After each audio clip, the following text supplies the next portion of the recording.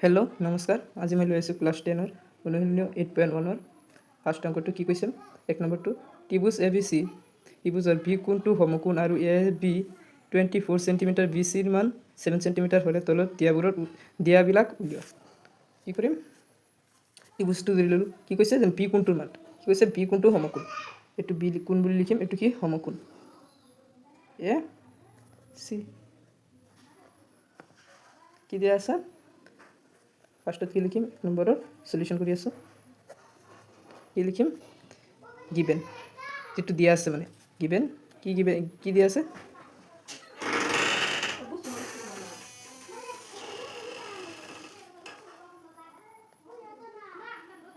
A B কি দিয়া আছে 24 চেণ্টিমিটাৰ আৰু বি চি কি আছে 7 চেণ্টিমিটাৰ। এটাকে পাইথাগোৰাছৰ সূত্ৰ মতে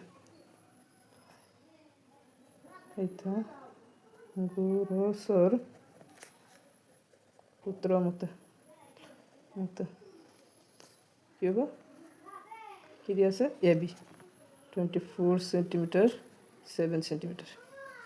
পাইথাগোৰাছৰ সূত্ৰ মতে কি পাম, এইটো ওলাম, এ চি ইকুৱেল কি হ'ব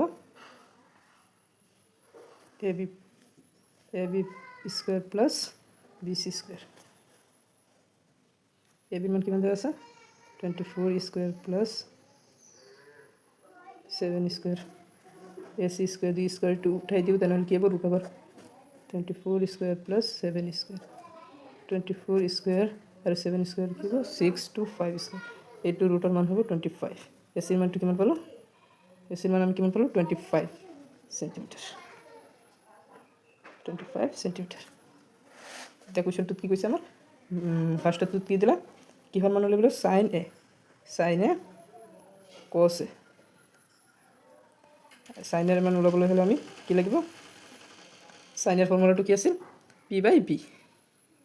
ইয়াত পি কিউত আছে, চাইনে ইয়াৰ মান ওলাম পি বাই, এইটো যদি পি কি হ'ব, পি কোনটো হ'ব, তেতিয়াহ'লে এইটো হ'ব P B C by A C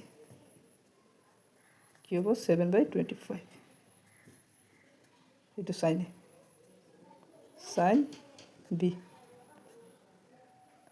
sign B ওলাবলৈ হ'লে কি, চাইন বি কি বেছ বাই হাইপোটেনিয়াছ বি, এইটো চাইন বি কি হ'ব বেছ A B by A C.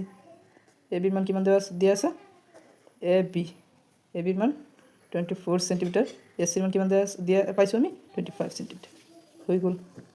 চৰি ইয়াত কি হ'ব কছ, মই বোলেতো চাইন লিখি দিলোঁ, সেইখিনি হৈছে, সেইখিনি ফৰ্মুলা মতে বহাই দিলোঁ। কছৰ পি বাই এইচ মানে বেছ বাই হাইপোটেনিয়াছ, A B by A C 24/25, এইটো এনচাৰ।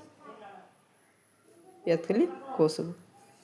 ভাবিছোঁ তোমালোকে বুজি পাইছা, একেবাৰে সহজ নেমত কৰি দিলোঁ। হ'ব আছে ইয়াত।